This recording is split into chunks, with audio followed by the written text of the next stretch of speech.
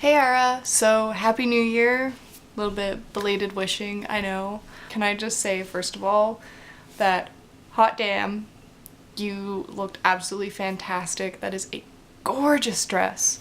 And yeah, we should go dancing and you should wear that dress because it's awesome.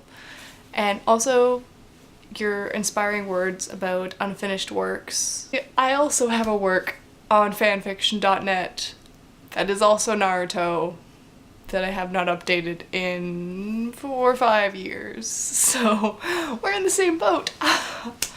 I've got other stuff, like even Avengers stuff and things like that that I want to write more to, or I want to write an extra chapter, or have like half of a chapter or half of a sequel started. And I just haven't continued that, and I know that it's okay to leave things unfinished. But at the same time, some of these things are things that I really want to finish. But in general, my writing has been in quite a bit of a slump. I think the newest thing that I might have written was last summer, maybe last fall. And I'm talking like not the 2014 fall summer, I'm talking the 2013 fall summer. I still love these characters. I still love Cap. I still love Tony, and you know, these characters, I love them dearly and I'm inspired by them. Like, goodness, I don't know if you saw, but I made a post over Christmas because I was suddenly hit with the inspiration to write a Cecil and Carlos Christmas fic for Christmas from Welcome to Night Vale. And I was like, yeah, I'm gonna do this. And I wrote like 10 pages. And I just didn't finish it because I was really tired and I actually had to go to bed. And I'm like, okay, I'll stop it there. I kind of know where I want to continue from there, so that's good. I haven't touched it. And I want to, but I just don't, I don't know. I don't have any inspiration. It's like I will get that initial thought or idea or process or characters or moment or event or scene or something. But once I write that initial scene, that initial event, the initial reaction, the emotion experienced by the characters, then everything's gone. I'm really hoping to get that back. In other news, I've kind of been a bit more of an adult lately. I'm actually doing a lot of financial stuff lately. I'm saving up with my partner.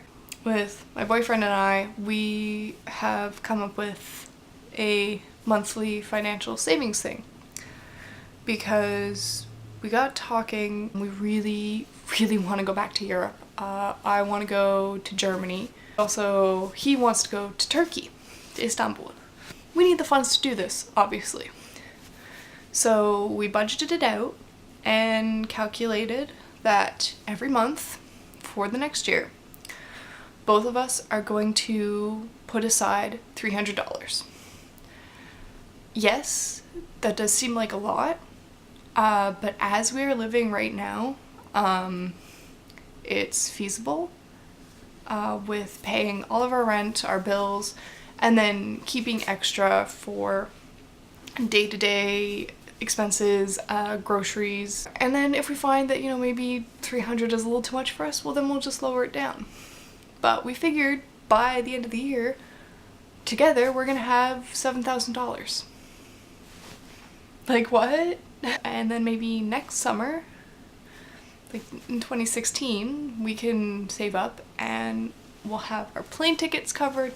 We'll have pretty much all of our other travel costs, like buses, in-continent flights, our hostels, food, and even spending money. This is something we want to do, so we want to save for it and not just keep spending money now because we now have access to disposable income. But also what I'm going to do for myself is something that my mom showed me actually, is I have this jug. And it's already kind of started. But what it is you put money in it every week.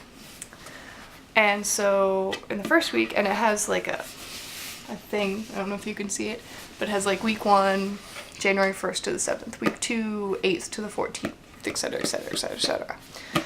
And every week you put in an increasing amount. So the first week you put in $1, second week you put in $2, third week 3, fourth, etc, etc. You don't really miss it at the beginning, and I plan on, like, maybe if I happen to have a really good paycheck, I might pay off some of the later weeks, just because that is getting closer to Christmas time, and Christmas time is always kind of expensive. But anyway, and it keeps track of how much you should have. So by the end of the year, I'll have $1,300. And it's just kind of a little personal thing, just a thing where it's like, you know what, I could go out and buy Subway, but I also have perfectly good food that I've already bought in my cupboards.